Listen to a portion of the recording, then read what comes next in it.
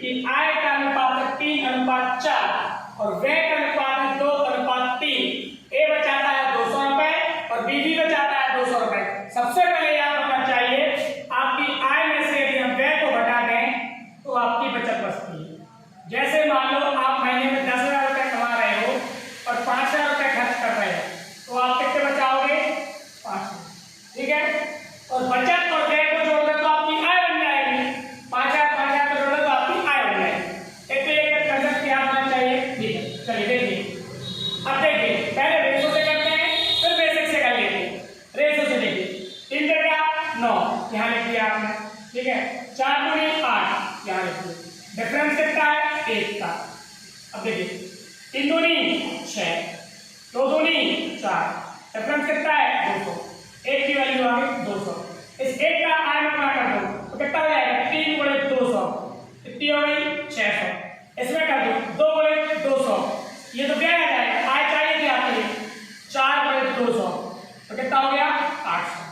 Answer आ गया। ये ratio method से आ गया। अब आपको रेशो से नहीं करना, बेसिक से सीखना है। तो देखो आय को मान लो x, इनकम को कितना मान लो x और व्यय को मान लो y।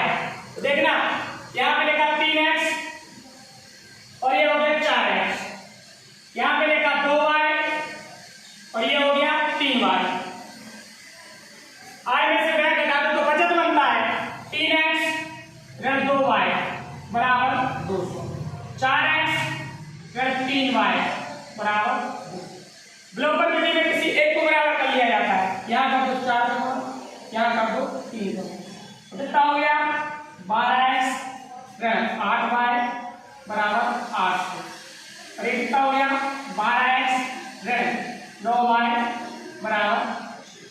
चिन्ह परिवर्तित कर दो घटाते समय, ये घट गया। y की वैल्यू कितनी आ गई? 200। y की वैल्यू कितनी आ गई? 200। किसी एक पर मान रख दो 3x ऋण 2y बराबर 200। 3x y की वैल्यू थी 200 तो यहाँ कितना हो जाएगा? 400 बराबर 200। 3x 200 plus 400 600। x की वैल्यू कितनी आ गई? 200। 3 गुणे 200 600, 4 गुणे 200 800। आंसर। Thank you.